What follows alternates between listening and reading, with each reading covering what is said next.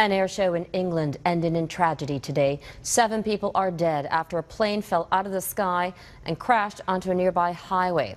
The video captured by a spectator is disturbing. The plane, a Hunter Hawker, encountered trouble and careened out of control, slamming into the roadway.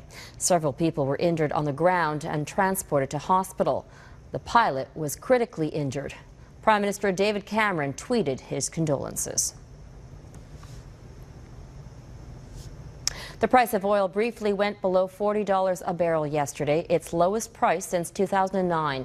And that drop is taking markets with it. The timing of this economic turmoil couldn't be worse for the political parties in the middle of an election campaign. As each party unveils its promises, Vashi Kapellos looks at how much they'll cost and if Canadians can afford them.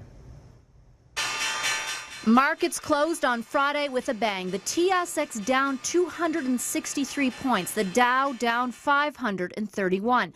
Oil continues its slippery slide, dipping below $40 a barrel for the first time since 2009. This slump in the energy economy right now, this isn't just Alberta's problem, this really is Canada's problem.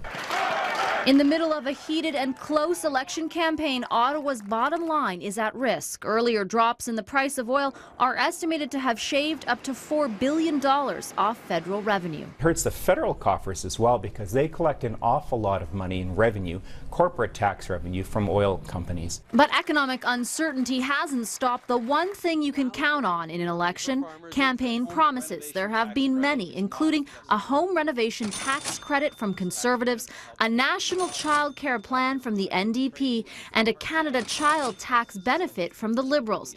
The home renovation tax credit will depend on economic conditions. The list of all promises from the parties, though, is long, and they aren't cheap.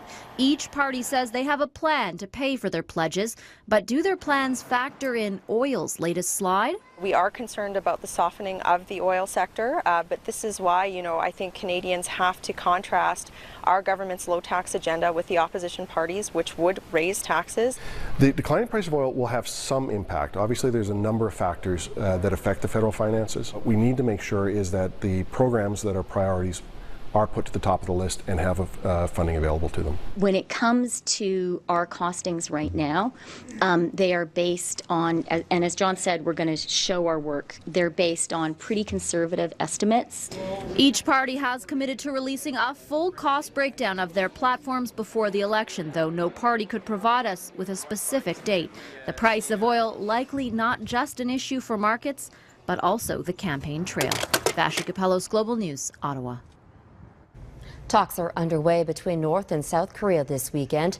The two bitter enemies are meeting in an effort to reduce the latest flare-up in tensions. The meetings are happening in a border town. The North wants South Korea to dismantle loudspeakers broadcasting anti-North Korean propaganda.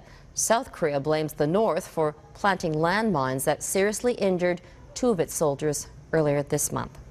In China, emergency crews are at the site of another explosion at an industrial site storing chemicals. This time, the blast happened at a chemical plant in the eastern province of Shandong. At least 9 people are reported injured. No word yet on any deaths. It appears a warehouse at a chemical plant blew up.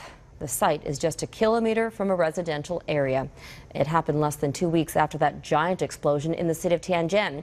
That blast killed 116 people.